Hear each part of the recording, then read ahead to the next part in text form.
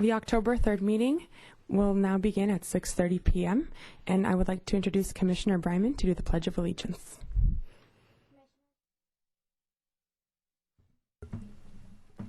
Please join me for the Pledge of Allegiance. I pledge allegiance to the flag of the United States of America and to the republic for which it stands, one nation, under God, indivisible, with liberty and justice for all. Thank you, Commissioner Bryman. We will now have Liaison Francine Sprigo with Commissioner roll call. Thank you. When your name is called, please indicate by saying here or present. Commissioner Boyajian? Here. Commissioner Brousseau? Here. Commissioner Bryman? Here. Commissioner Cutler-Dye? Here. Commissioner Lederer? Here. Commissioner Lee? Here. Commissioner Leone? Here. Commissioner George McGuigan? Here. Commissioner Jed McGuigan? Here. Commissioner Sauté? Here. Commissioner Schooley? Here. Commissioner Sklavenites? Here. Commissioner Stein? Here. Adult Commissioner Nalbandian? Here. And Adult Commissioner Petrus. Here. Thank you. Thank you. At this time, I would like to ask Commissioner Schooley to introduce item 4, the public comment section of our meeting. At this time, I would like to ask this is a time in our meeting when we invite members of the public to state their concerns about youth-related issues in our city or to represent items for commission consideration. Are there any members of the public who would like to speak at this time? If none, let's move on.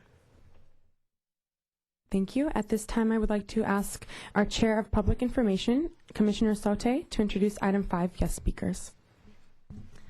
Today we have guest speaker Mark Watkins from the City of Thousand Oaks. Mark Watkins received his undergraduate degree in civil engineering from California State University, Chico, his master's in public administration from California State University, Northridge, and completed the program for senior executives in state and local government at the Kennedy School of Government at Harvard University. Mr. Watkins is a registered civil engineer in California and is the assistant city manager for the City of Thousand Oaks. Mark is qualified to speak before the Youth Commission because A, he was once a youth, and B, he has 3 daughters. Here to talk to us about the City of Thousand Oaks and working for local agencies is Mark Watkins. Thank you. Nice introduction. I'm glad I wrote it. So I'm just going to spend a few minutes and go through a little bit about the City of Thousand Oaks, kind of who we are, what we do, maybe a little bit about leadership and how it might relate to you as the youth in our community. If we've got the PowerPoint for TOTV.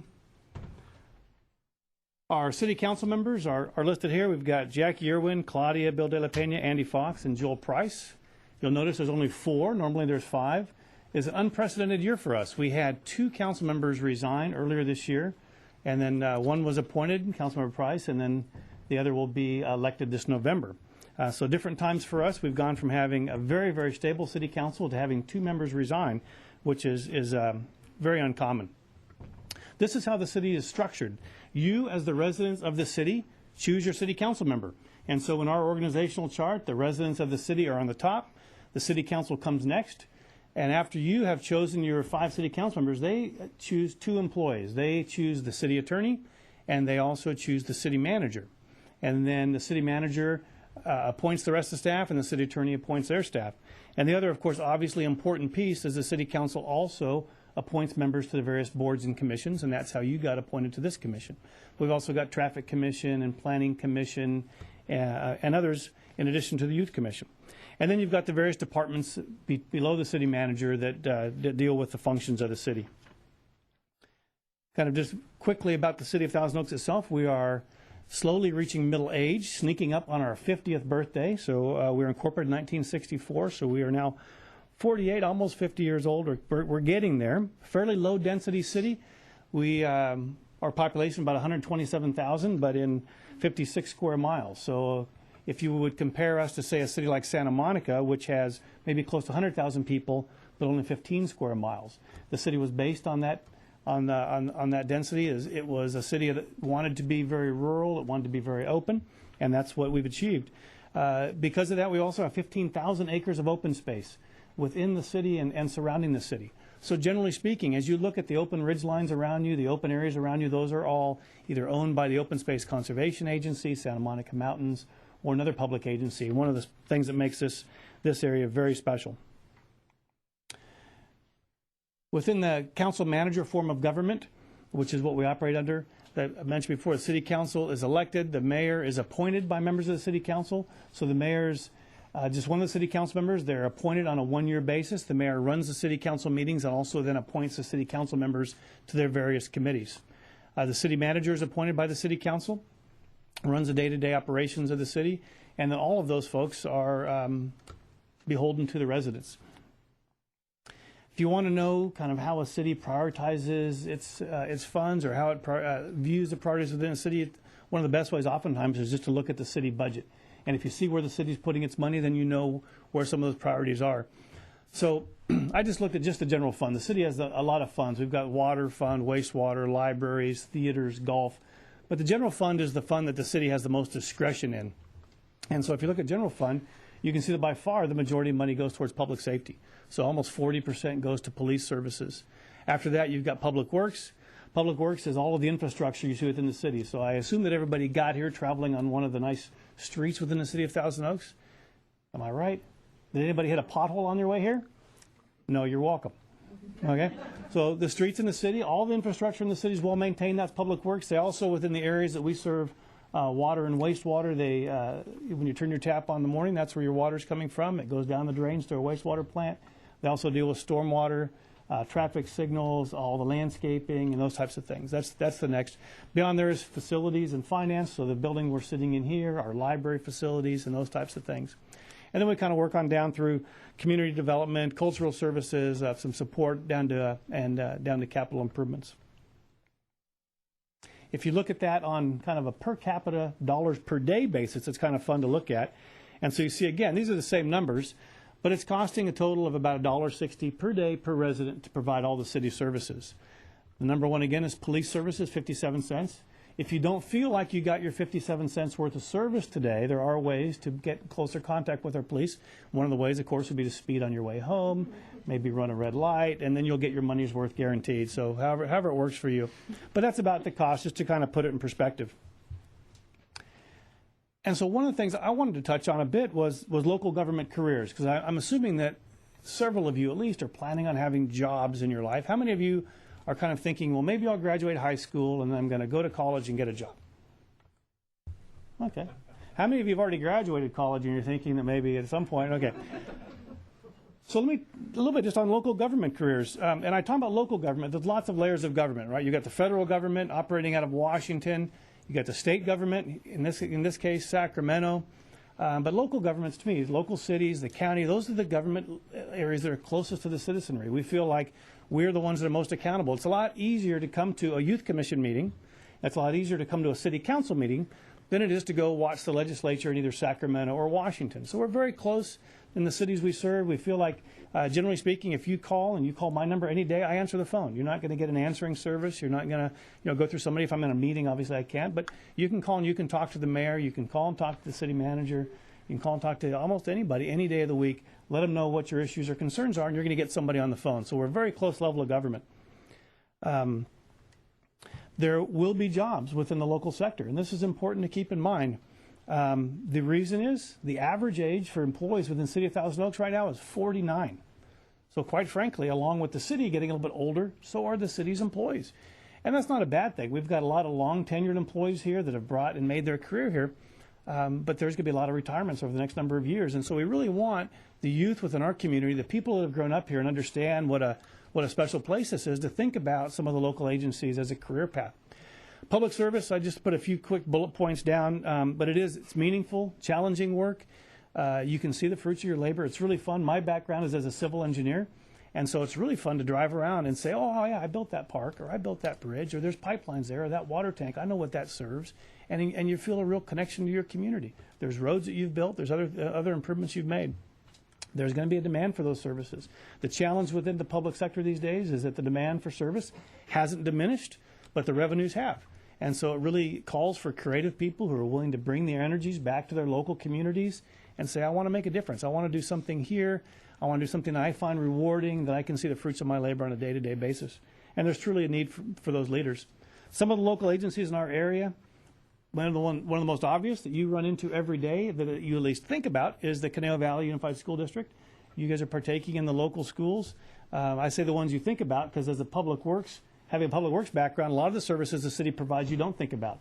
So when you turn your tap and the water comes out, you don't really think about where that water comes from. You don't think about whether it's going to make you sick or not because you're very confident it's not. We've got a high-quality water supply. You don't really think about where the water goes once it goes down the drain. Maybe you don't want to think about where it goes once it goes down the drain. But I think you probably are confident that whatever is happening, it's happening in a good, environmentally conscious way. You've got CRPD, which is Canal Recreation and Parks District.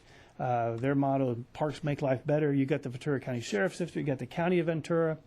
City of Thousand Oaks, the Fire District. You've also got local water districts. So if any of you are looking at a career in engineering or hydrology, geology, you've got the Cayugas Water District, Las Virgenes Water District. There's a myriad of local agencies that are providing the services in the local areas. And it's nice to keep those in mind. So I threw a few pictures out. Some of these are simple. That one's easy, right? It's a police car. What do the police do? What's kind of their primary responsibility? Give you traffic violation tickets, right? I haven't gotten one. I'm glad to hear that. If you had, you'd remember it because they're expensive these days. What else do the police do? What are they known for? Protect and serve. Yeah, protect and serve. They're the crime fighters, right? But a lot of what they do also is they're doing social outreach. A lot of the issues they deal with are just pure social issues. When people come together, choose to form a community, which is what this community did, and it incorporated, and they form a community, they're going to deal with a whole lot of social issues. And some of those issues are things like drug use, drug abuse, homeless issues within a community. How many of you have heard our police chief, Randy Pentis, at your local high school come talk to the high school students? Yeah, so they've started a new program this year. So those of you who are involved in extracurricular activities, there's mandatory meetings, and our police chief is going out. I tell you, our police chief, for those of you who haven't met him, I hope you have the opportunity. He's just a wonderful man, dedicated to this community. He's provided his cell phone, his office phone to every single person he meets. And so at most of these meetings, he's handing out probably 500 business cards. And he says, call me if you have a problem. And he will answer the phone. He really wants to hear from you. But those are the types of things. It's not just, hey, crime fighter, or you pulled me over. You know, they do have those opportunities for interaction, but there's a lot of other things the police are doing. How about this one? Another easy one. I'm starting with the easy ones for you, but our local fire department, what's their primary purpose? To protect you from fires. Wrong! I'm sorry, does that mean? Yeah, actually, their primary, most of their calls are is medical calls. A lot of medical calls. But preventing fires is a big piece of what they do. And so they're called the fire department, which in some ways is a bit of a misnomer because they do put out fires. And when there's a wildland fire, which is the big ones we get, then these guys are real busy. And, of course, they're bringing in lots of other agencies. A lot of what they do is medical calls. And so, but it is emergency response. But you hit on a real important piece. The prevention piece is huge. They're part of our building and safety department.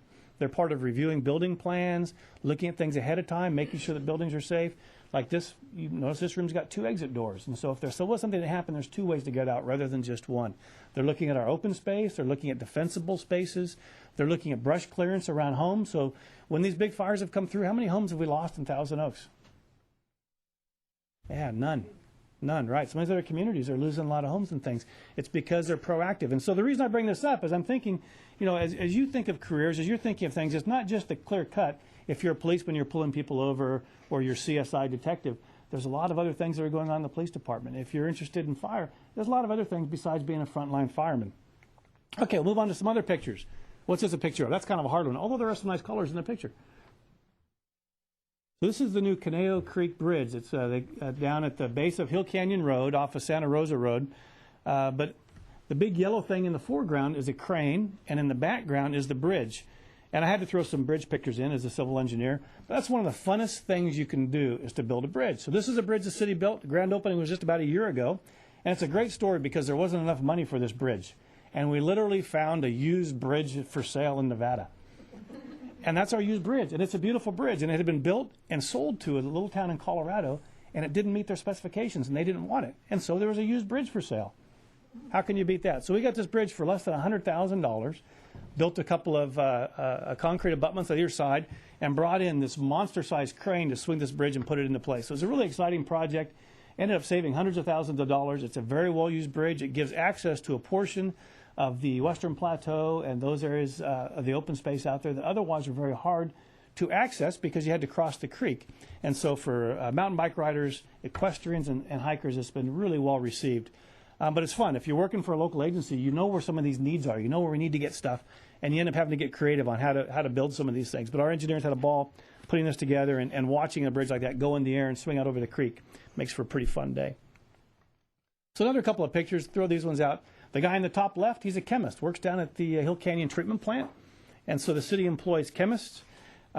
He's one of the guys responsible for turning sewage, which when you guys send it to us, by the way, doesn't look really nice. It's kind of a chocolate milk looking stuff. Turns it into drinking water quality water every single day. So we've got a 14 million gallon per day plant. We're running about 10, maybe 10.5 million gallons a day. That water comes in looking nasty, and it goes out looking like Crystal Geyser water every single day. That's one of the guys responsible for that. One of the fun things they've done down there, and the bottom left is a picture of a digester. Anybody here toured our wastewater treatment plant? Francine has? Leanne has? Okay. You're all welcome. Anytime you want to come down, we'd be happy to have you. But what a digester is, in essence, is a great big concrete stomach that basically takes all of the solid waste and helps to break them down more readily. And a natural byproduct of that process is methane gas. And so bottom right, we've enhanced those digesters by taking local restaurant grease. And I bring this up because it's an environmental solution to kind of an interesting problem. But all these restaurants in town are using a lot of grease for their fryers and other things, and they're hauling these things all the way down to the city of Vernon. And that seemed ridiculous to us. And so we came up with a local alternative. So we're keeping the trucks off the road. They're actually paying us to bring this stuff to us. So we're making about $35,000 a month now, taking this grease. This grease fires up our digesters, so they start making methane gas like crazy. That methane gas, in turn, we're running through a couple of internal combustion engines, and we're producing, with those and our solar array, about 88% of the power we need down there. And that's about a megawatt a day that we're using in power. So again, we're saving tons of money. And that's because creative folks came back, they're working for their local city. They've done an excellent job treating wastewater. And once they have that dialed in, it's like, what can I do next? Let's find a way to do it better, cheaper, save the environment. Those are the type of local creative solutions that you can be part of if you're thinking about coming to work for a local agency. Next one, just a few more pictures. Top left is one of our tree crew members, and he's right there spreading ladybugs out amongst the trees. And so one of the other environmental programs they looked at is they looked at how we did things. And they said, boy, we really don't want to use pesticides and herbicides. Are there other ways to keep the landscaping healthy? Are there other ways to keep our trees looking nice? And so they've come up with this beneficial insect program. And they spread ladybugs. They spread decollate snails. They do some praying mantis and some others. And they kind of pick and choose which type of insects work in a natural way rather than having to spray pesticides and herbicides all over. Bottom left is a picture of some engineers and planners. Threw that one in. That's a lot of what a city does is land use. And so as you drive through a city, you get a sense on how much that city cares. This city, as you drive through, you see a total of 1 billboard. We're still trying to go after that one, but boy, those things are expensive. But you don't see a lot of big monument signs. You're not seeing big pole signs. You're not seeing Denny's or Chevrolet or Chevron or everybody spitting on things. The city spent a lot of time with the engineers and the planners trying to make this a really beautiful city, a city that's aesthetically pleasing. There's people that have to think about that. And like I said, if that's the type of thing that you're interested in, it's a fun place to be able to practice it. Top right is just a picture of a playground. Some people think those things just happen. But to figure out how to do that type of stuff, you got to figure out where do you want to put it, where do people live, where are the children, what might be there. So there's people that think about these things, plan them, and then put them in place. And how much fun is that? Bottom right is a picture of Kathy Lowry, one of our traffic engineers. A couple of years ago, Kathy became our bicycle coordinator. And her job for the last few years has been to increase bicycle safety within the city. And so she's been focusing on that. We've got new bike lanes. There's new bike lanes going in on Hillcrest, on Lynn Road, other bike lane connections. She's been teaching classes at the schools, and it's been very successful. It was just something that all of a sudden it was important to the city. We actually had a traffic commissioner who was killed on his bicycle a number of years ago. And that kind of prompted the city to really look in the mirror and say, wow, this is the type of place we have a lot of cyclists here. What can we do to make it better? Well, Kathy's been concentrating on that. And I took this out of the city council's priority package. And I'll just go through these kind of quick, and we'll get to some questions. But these are some of the current challenges that our city council is dealing with. And I want you to think about some of these and think whether you've got ideas that could make these things better, because that's how things get solved, is by people kind of thinking about them. But one of the top things, the reason people are here is quality of life. That's why people live in Thousand Oaks. That's why they want to stay here. The other is acquire more open space. We've got a lot of open space, but we want that to expand. We want to maintain public safety. Infrastructure improvement projects. We've got a couple of big construction projects going on now. The Wendy 101 interchange, if you live in that area, you've seen that. We're going to start the 23 101 fairly soon. As our infrastructure ages, it's going to need more attention. The streets are going to get older. The pipelines get older. City halls get older. So all that stuff's going to need some attention. That's on council's mind. Maintaining a budget balanced, given the current economic climate, and with various governmental entities, the state looking at the cities, everybody's trying to kind of figure out how they can maximize what they've got, and a little bit of rob Peter to pay Paul. Thousand Oaks Boulevard specific plan was a major accomplishment for council, but one of the big goals in the city has been to create a downtown, to have that kind of feeling of place in the downtown area, kind of a downtown area.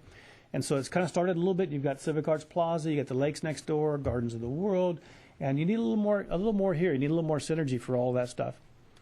I put youth and senior programs. It actually says youth versus senior programs. In some ways, you could really think of it that way. We've got an aging population in Thousand Oaks, and so we've got a rising need for senior services, and we've seen the closure of schools within our community. So we've got fewer elementary schools than we used to have. And so that's something that's on City Council's mind, is how do we figure out what services are going to be needed in the future? Are we going to have another influx of a lot of families with children, or are the people that are here going to kind of stay here and it's going to be an aging community? We're not sure yet, but that's the type of thing we need to figure out. Economic development is all about the businesses that are here, getting those businesses to stay here, attracting other businesses and the types of businesses that this city would value. And then we got theater and the arts, environmental programs. Those are kind of stalwarts. The fact that we've got a civic arts complex, that the city hall is also part of a theater complex, has been important. That's recognizing that communities aren't just about filling potholes, aren't just about streets, but it's about that quality of life and providing for the arts and doing it in a responsible way, which is what our environmental programs are all about. And so with that, I just have a couple more slides. The last is kind of leadership at the local level and thinking about some of the character traits. And as you're going through your schooling and as you're going through your college days and as you work some different jobs here and there, thinking about some of those skills that you might want to try to acquire to be a leader at the local level. And I won't go through and list them, but let me just ask, is there anybody here who would think about wanting to come back to be the police chief? Francine, Mike? We got Matt. You'd be a good police chief. I was going to be a fireman. No, that's next. Oh, no. Yeah. You could be both. I will. I'll aspire to do both. Who else wants to be fire chief? Fire chief's a fun job. A lot of responsibility, a lot going on, but a lot of resources. How about anybody here want to be a lawyer? You want to come back and be our city attorney? Cities get sued on a daily basis. It's exciting times for us. But we've got a city attorney's office. And you ask the attorneys there, they enjoy the work they get to do. They get to do land use work. They also get to do construction law. So that's been a lot of the bypasses. That's when you're going through and figuring out how do you set up contracts, how can you do some things maybe more creatively, but we've got attorneys on staff. How about city planner? Anybody want to just kind of figure out how to lay out a city, anything? Anybody know what a city planner was? I didn't know that until I came to city work. So let me ask you this question. What's your favorite place in Thousand Oaks? Do you have a favorite? Parks? Yeah. So the planners are the ones that come up with that. They're trying to think, how many parks do we need given how many people we have? Where should they be? How do you kind of distribute them around? The library. Library. Excellent answer. Charlotte's happy. The library is one of my favorite places in town. And the library happens to be in the middle of one of our parks, right? Yeah. Those are the things you're thinking about? The mall. And you know what? We got 1 million square feet of happiness over there, don't we? I mean, that's but the Oaks Mall, it's a regional shopping mall. It's a beautiful mall. That was expanded. It was done all with private money. No public funds went into that, but they did a beautiful job and they expanded it. And that's a community asset. Absolutely. A couple other jobs just to throw out. We got a lot of engineers on staff. Engineers like to figure things out. When I look at a street, I don't see the street. I think of everything's under the street. And so it's a different perspective. But under every street is a water line, a sewer line, a storm drain, electricity line, cable, gasoline. Gas, like Southern California gas. What else is underneath there? Generally speaking, that's kind of the big one. In some other areas, you actually have through transmission lines for oil, taking oil up and down the coast, that type of thing. But there's people who have to figure that stuff out. Where are these lines going? How are you running that stuff? Should the lines be overhead or should they be underground? They look better underground. They're cheaper overhead. What are we willing to pay? You got to figure that stuff out. Anybody consider themselves to be an environmentalist, interested in the environment? Yeah. I tell you what, if you want to make a difference, go to work for an agency that has the ability to pollute. And we have the ability. We've got a 10 million gallon a day treatment plant. We have the ability to pollute, but we don't. Find an agency that has the ability to pollute, make sure it doesn't happen. And then even better, figure out how to create all your own energy. You come down, we've got a half a megawatt solar array down there that follows the sun during the day. That was just like, for the engineers, that was about the funnest thing there was to build. Very anticlimactic, because when it's done, it just sits there. And most of the stuff we do, you know, it's got motors, it moves, it just sits there. But it works. So, how about theaters director? Anybody interested in the arts, theaters? And we got a theaters director here. We had a leadership academy this morning, and he thinks he's got the best job in the city. He gets to book talent for the theaters. He gets to meet all the stars. He works hard. He works a lot of hours, and they've been running a deficit budget, so the pressure's on to make money. But he's doing it. He's turning it around. So we got theaters directors. Anyway, there's tons of things you can do at the local level. I'm going to finish with just one quote, only because I just dropped my youngest daughter off at Virginia military for college, and we stopped in this little town of Stanton, Virginia, which is where Woodrow Wilson was born. And I actually had this quote in here, and I just found anyway. But Woodrow Wilson was the only president that actually had a doctorate degree. He was the president of Princeton University. So in some ways you can say maybe the only man ever qualified to be president, because he actually studied politics, had a degree in public administration, and he believed in it. And this was a quote from Wilson, and I loved it. It says, "You're not merely here to make a living, but you are here to enable the world to live more amply, with greater vision and with the finer spirit of hope and achievement. You are here to enrich the world, and you impoverish yourself if you forget this errand." So I'll leave you with Woodrow Wilson, and I'm happy to answer any questions you've got about the city. Nat? For a young person coming out of either college or high school, what's the best way to get involved with the city for a job or anything like that? An internship. An internship. So if you're going off to college and you're coming home for your summers, give us a call. Tell us what you're studying, and we'll see if we can't find you a spot. And if we can't find you a spot, we might be able to find you a place with another agency. So we've had a lot of interns, a lot of engineering interns. We've had interns in finance, city manager's office. Trying to think where else. Libraries, theaters. We love having interns. It's a great way to introduce people to what we do, and the quality of the folks that come to us is amazing. We started up a green business program this last year, and this was one of our council members that come to us, and they wanted to do a green business certification program. So the businesses, and actually started with the dry cleaners in town. They came to us and said, "Hey, we've got this new dry cleaning service, and we don't use chemicals, and we're not using plastic bags, and we're using recyclable hangers, and we're doing all this stuff. And we're really environmentally conscious for dry cleaners. Can't we be recognized in some way?" We thought, wow, we should be able to. Well, it's never quite that easy, so we wanted to come up with a certification program that looked at all those qualifications, plus stormwater quality and whether they're recycling and how much water they're using and if they're doing water conservation. And we really wanted to measure them across a vast array of all these things and put together a very objective process. And we had an intern do the whole thing, set it up, and it was beautiful. And we were later awarded he put it all online, and we got an award from the state of California for an innovative technology award because of the quality of the website he put together. All of it was done by an intern. So call us. Are there any internship opportunities for high school students? They are more rare for us. I would say there's probably opportunities. We've had high school students come. They usually come for a shorter period of time. So some of the college students will come and spend several summers with us. They'll come and spend 2 months or 10 weeks in this summer, and maybe 2 weeks at Christmas, and 10 weeks the next summer. They kind of make it a little bit of mini careers or going through school. High school students have generally come and spent maybe 2 weeks, or they're working part-time days, but there is some opportunity, not as much. And usually, like let's say with engineers, accountants, others, they're usually coming to us after they've got a couple years of college under their belt. Yeah. What's the favorite aspect of your job, or what's your favorite aspect of your job?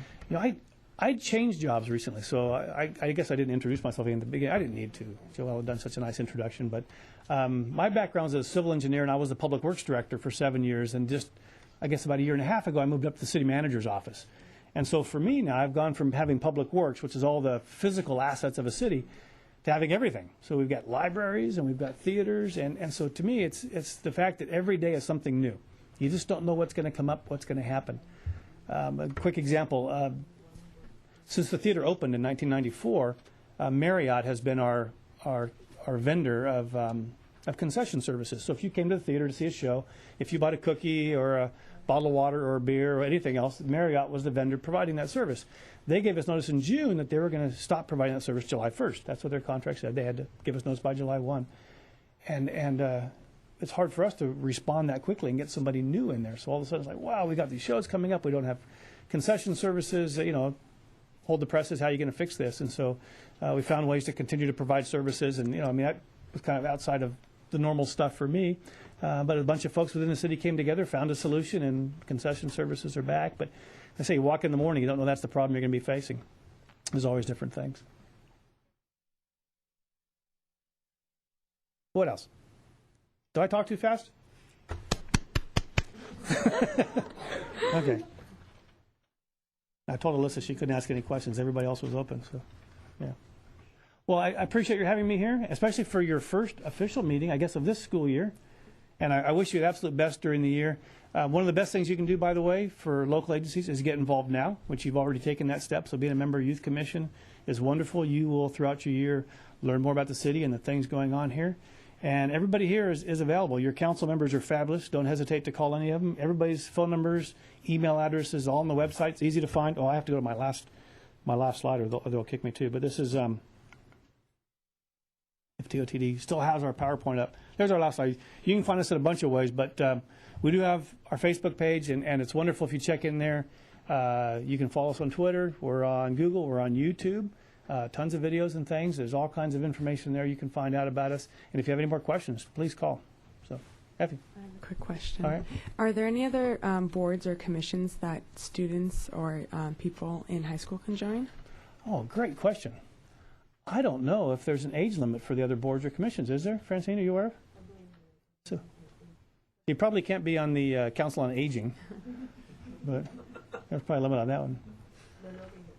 All right. Any other boards or commissions that okay, so this is it for the under 18 group. Once you're over 18, you can run for council. All right. Excellent. Thank you all. Thank you.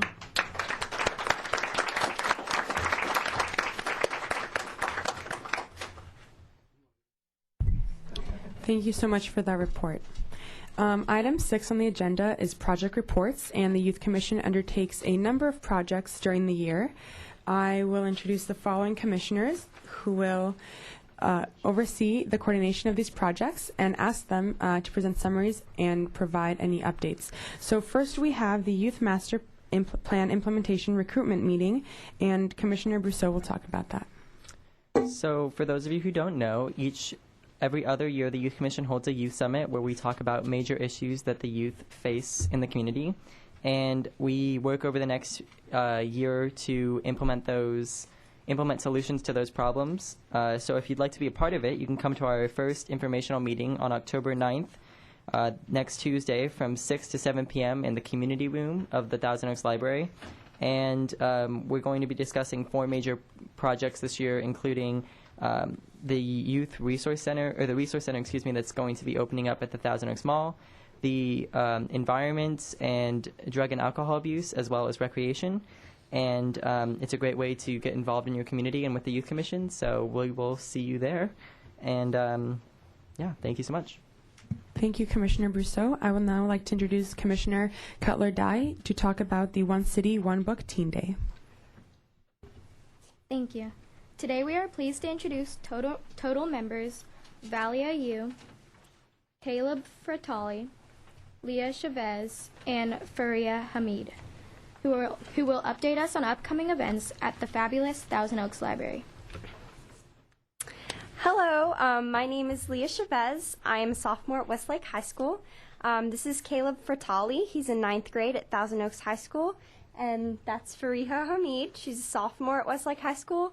And last but not least, Valerie Yu, a junior at Westlake High School. And we are members of Thousand Oaks Library Teen Advisory League, or TOTAL. We are here to promote Thousand Oaks Reads, One City, One Book, a citywide literary event encouraging community members to read and discuss the same book. A 4-week celebration of the selected book includes discussion groups and special events inspired by the themes in the book. The goals are to celebrate reading and literature, engage in a wide spectrum of the community in thoughtful exchange of ideas and perspectives, provide a multifaceted array of programs related to literature, the arts, and foster a sense of community.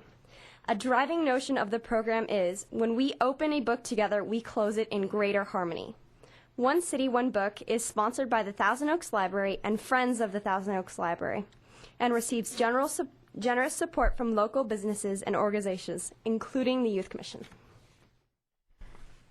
The 2012 selected title, When the Killing's Done, by T.C. Boyle, is a story of environmental activism and animal rights along the Californian coast.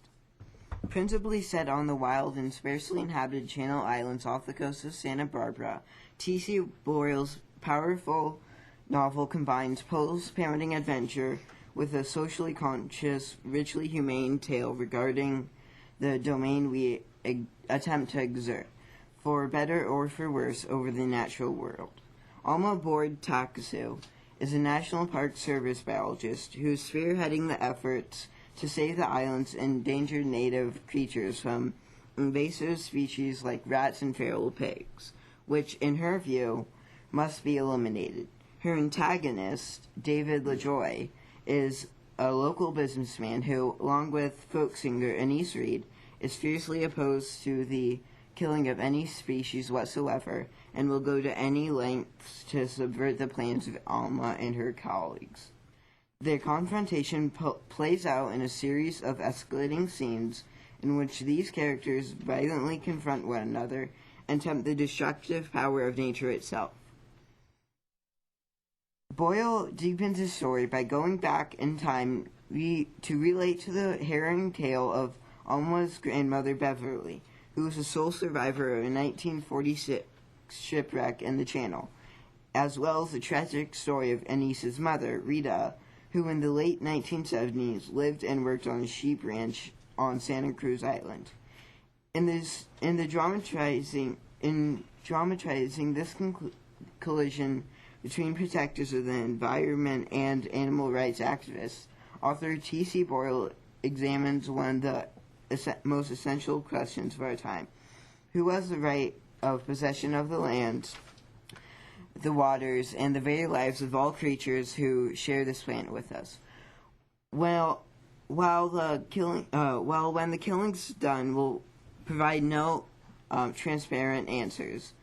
It will touch you deeply and put you in a position to decide.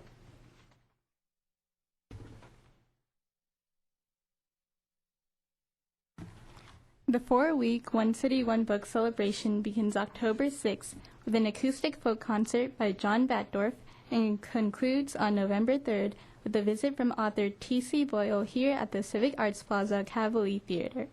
One City, One Book events are held at both Thousand Oaks libraries, at local bookstores, and among dozens of book discussion groups throughout the region. The 2012 One City, One Book programs designed to enhance our understanding of marine habitat concepts include the following. On Saturday, October 13th, dolphin expert, marine biologist, and world-renowned oceans advocate Madalena Bersey shares her experiences working up close and personal with these magnificent creatures. On Saturday, October 27th, award-winning conservation photographer Ian Shive shares his images and insight in a program. On Sunday, October 28th, Animal Planet's Whale Wars reality star and lifelong environmental activist Peter J. Brown will screen and discuss his new documentary, Confessions of an Eco-Terrorist. There are also several book discussions on When the Killing's Done that will be held at various locations. If teens belong to a book discussion group, they can take advantage of our book club in a bag, where card holders may arrange to check out multiple copies of When the Killing's Done, along with a set of discussion questions. Creative or artistic teens might enjoy signing up for the Book Arts Workshop on Saturday, October 20th. Here's an example. And teens should check with their English teachers if extra credit may be offered for attendance at these events. Information on these special events and others can be found in this Thousand Oaks Reads 2012 brochure and also on the web at www.thousandoaksreads.org. In addition to the programs Fariha mentioned, teens 8th through 12th grade are all invited to the One City, One Book Teen Day. Teens can enjoy Wii and PlayStation 3 games, puzzles, environmental scavenger hunts, and even an epic Nerf battle against invasive species that threaten fragile habitats. Teens can also stick around for pizza, popcorn, and treats afterwards. We will show a screening of the Hunger Games movie also. The program is free and open to the public and begins at 12:30 and ends before 5 o'clock p.m. It is on Sunday, October 21st, and it is at the Thousand Oaks Library. We would like to thank the Youth Commission for co-hosting the One City, One Book Teen Day. Flyers for the programs we discussed here are available on the table behind me. And Teen Day flyers will be given to each school representative to be distributed at their schools. Further information can also be found online. Thank you, Youth Commissioners, for allowing us to present the One City, One Book citywide book club. Are there any questions?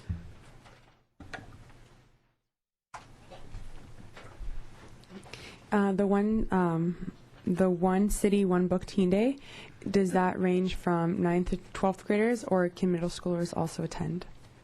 I believe it's 6th through 12th graders who can attend. 8 through 12, but we won't police the age. 8 through 12, but we won't police the age. Any other questions? Okay, thank you very much for having us.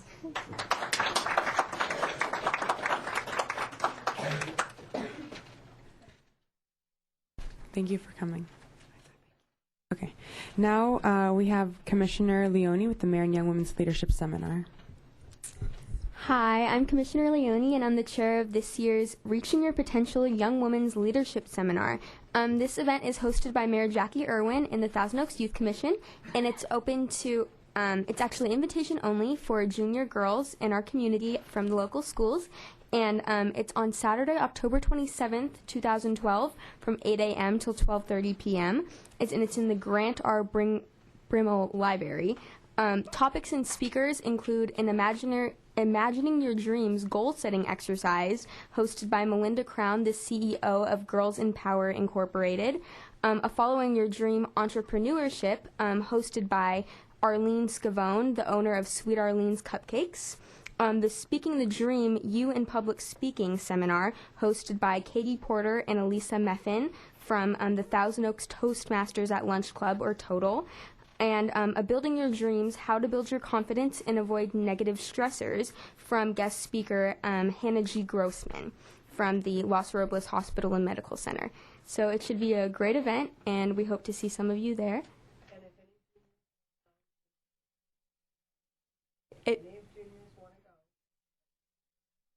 And if any junior girls are interested in attending, please talk to your counselors for more information. That's all. Thank you, Commissioner Leone. Now we have the Therapeutic Dance introduction with Commissioner Stein. Hello, everyone. I'm Commissioner Stein, and I'm the chair of the Therapeutic Dance this year.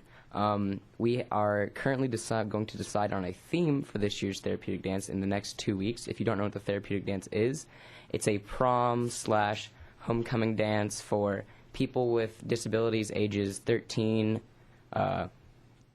plus. You can sign up through CRPD's website or visiting the CRPD building, any one of those. And the dance is on March 9th. And so, yes, please sign up. We will be deciding a theme. It is going to be amazing, like it is every year. I'm extremely excited. And back to the chair. Thank you, Commissioner Stein. I would now like to turn the meeting over to Vice Chair Lee.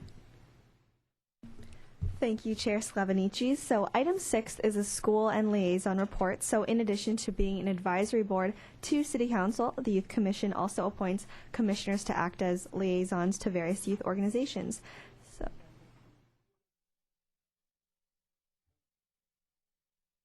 item 7. Oh, my bad. Okay, so the first things first is the Teen Center Advisory Committee. So will Teen Center Liaison Commissioner Boyajian please introduce this portion of the meeting? Hello, everyone. I'm Commissioner Boyajian, and I'm the representative to speak on behalf of the Teen Center. So starting off for the month of October, we have the Reign of Terror Haunted House at the Jan's Marketplace. This is on Friday and Saturday nights through October, and it is also open on Halloween Eve and night. Truly professional effects are right here in Thousand Oaks, and don't dare to miss out on this fundraiser for the fabulous Thousand Oaks Teen Center. The cost is $15 and all ages are welcome. However, it is not recommended for children under the age of 10. Also, we have the Vocal Superstar Competition Saturday, October 6th from 6:30 to 8:30 p.m. at the Teen Center. 13 finalists competing, celebrity judges, and special guest performances. This costs $10. Next, we have the After Game Taco Fiesta, Friday, October 12th from 9:30 to 11:30 p.m. after the Newbury Park at Westlake High School football game. Come down to the Teen Center and show your high school ID to receive free tacos, live DJ, and free drinks. This event is high school only. Also, we have the Black Light Halloween Dance on Saturday, October 27th from 7 to 10 p.m. This event is 7th and 8th graders only. Wear a costume, white or neon colors, no face mask, please. School dress code also applies and it will be enforced. Free pizza and soda, there will be a costume contest, and it is $10 at the door. And lastly, the third annual Mud Crazy Mud Run is Sunday, October 28th. First wave starts at 9 a.m. Join the fun, get muddy, and run. Teen fee is $35 until October 15th. Fundraiser for the Thousand Oaks Teen Center, and don't miss out. And lastly, if you have any questions about the previous mentioned programs, check on thousandoaksteencenter.com or call the Fabulous Teen Center at 805-494-5156. Thank you. Thank you, Commissioner Boyajian. Commissioner Lederer, will you please introduce the ASB-ASG portion of our meeting? Thank you. The Youth Commission invites representatives from each of our local high schools and intermediate or middle schools to present information about school activities for the purpose of generating a feeling of community spirit. Our first representative speaker today is Jonathan from Los Cerritos Middle School. If you could please step up to the podium.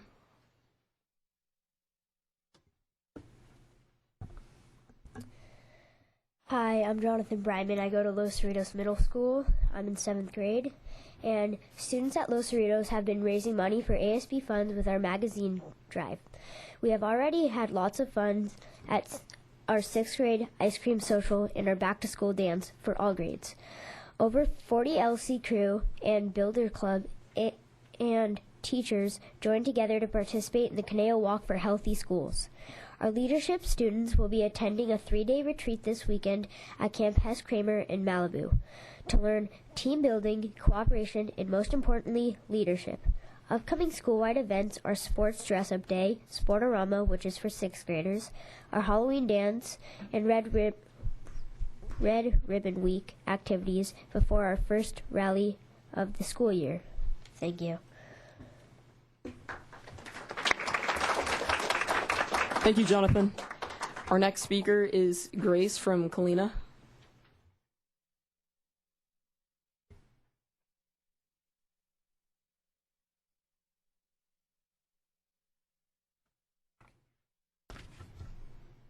Oh, sorry. Hi, I'm Grace Mazzio, and I'm from Kalina Middle School.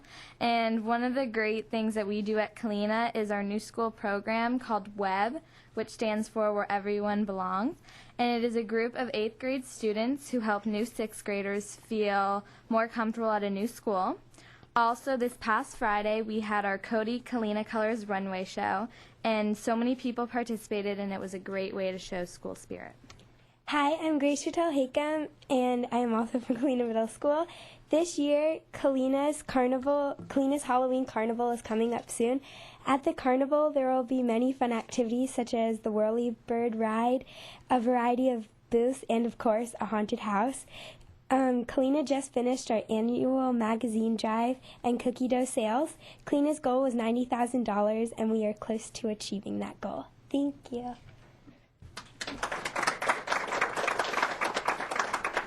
Thank you, Graces. Our next speaker is Kira from Sycamore Canyon.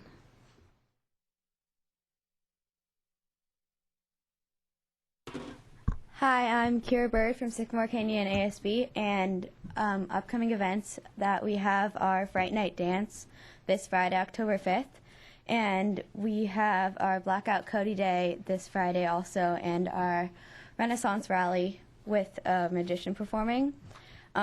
We just finished our annual magazine drive. Our goal was $60,000, and we received $58,000, so we were really close to our goal.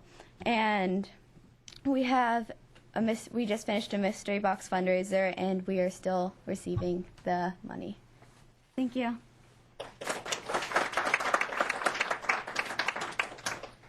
Thank you. Our next speaker is Katie from Newberry Park High School.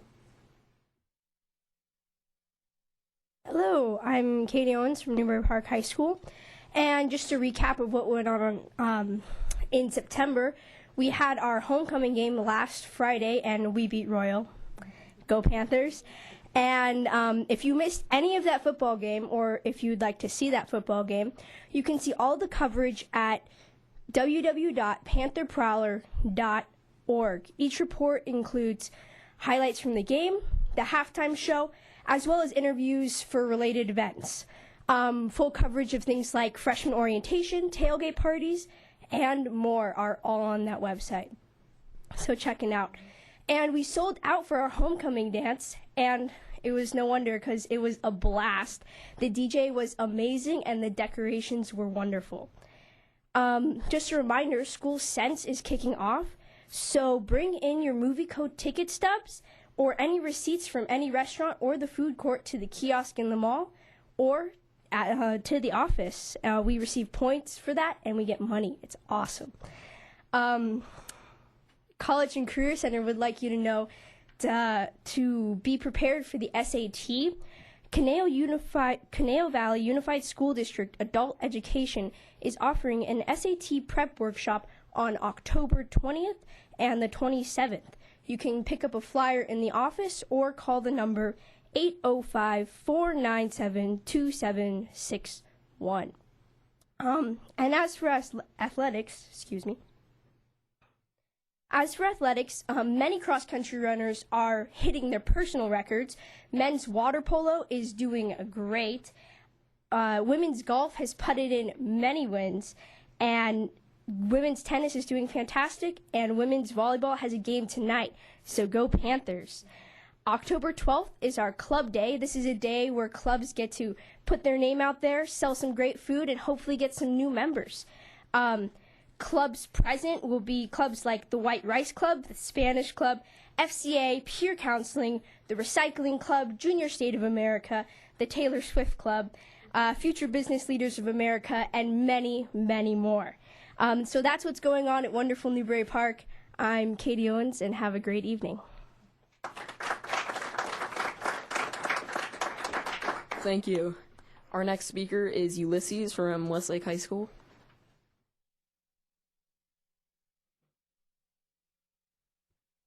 Good evening. My name is Ulysses Glevnis, and I'm a freshman at Westlake High School.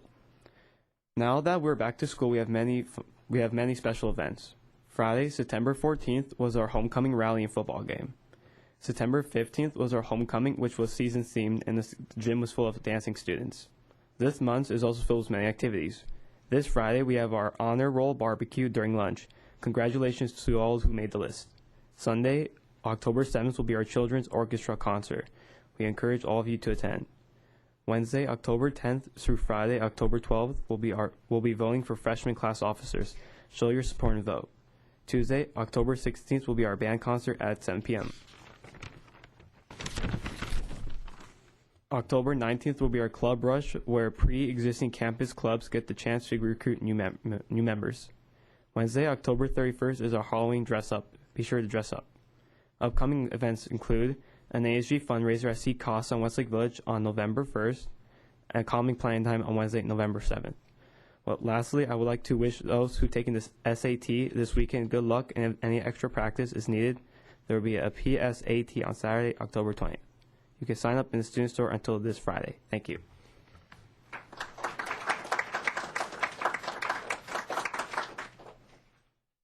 Thank you. Our last speakers are Janet and Janet from TO High School.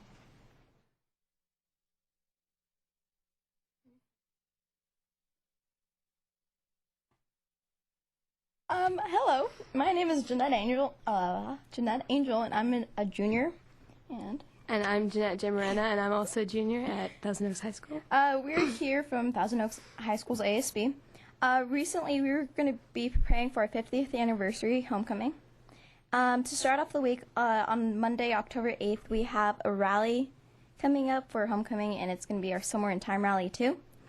And then that following Friday, we will have our home football game, Lancers versus Calabasas.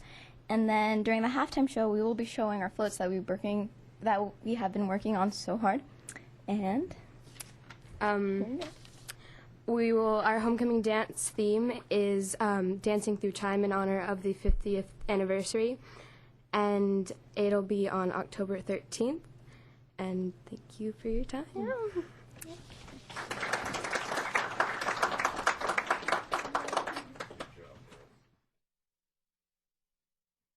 Thank you very much. That is all of our representatives, and back to you, Vice Chair.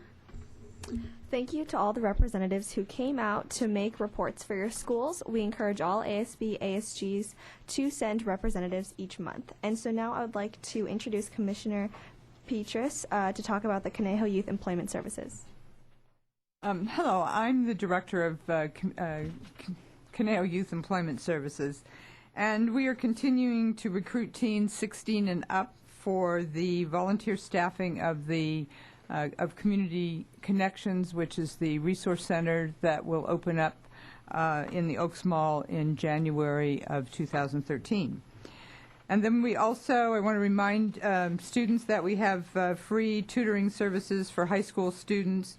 Mainly we're covering math and the sciences. We do have some English teachers that are available. And then the other thing is that CYES is providing, we do have a 7-station computer lab that youth can come to the Canal Youth Employment offices and complete homework assignments and use the internet if they don't have those services available. Thank you. All right, thank you. So now I turn the meeting over to Chair Sklavenicis. Thank you, Vice Chair Lee. I will now like to call on Commissioner Boyajian to talk about commissioner comments. This is the last portion of our meeting in which commissioners can provide any information, comment, or announcements on which no action by the commission will be taken. At this time, are there any commissioner comments? Commissioner Jed McGuigan. Okay, so I just wanted to say that if there's any students watching from any middle schools or high schools in the area and you want to be a liaison for your school that isn't already represented, please contact us at youthcommission@toaks.org. And so that'd be great. Commissioner Stein. If you haven't already, go like our Youth Commission Facebook page. It's awesome. You'll get updates for all our events, all the times and everything. Go like our Facebook page. We put a lot of work into it.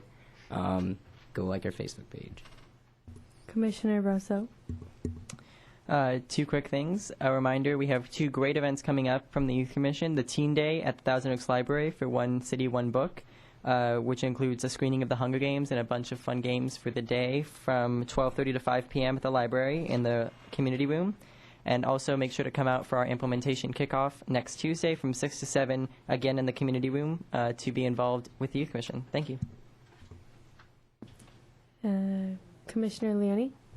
I just wanted to say good luck to everyone taking their SATs this month or next month. So good luck, students. Anyone else? Okay, thank you. That is all. Thank you, Commissioner Boyajian. And if you would like any more information about the Youth Commission or have any questions about the agenda items discussed, please call 805-381-7362 or email youthcommission@toaks.org or like the Youth Commission on Facebook. And I would like to thank all the volunteers who came out and spoke from their schools and the library. We really appreciate everything you do, and you do make a difference at our meetings. So our meeting for October 3rd has been adjourned at 7:30. And please come to our next meeting in November.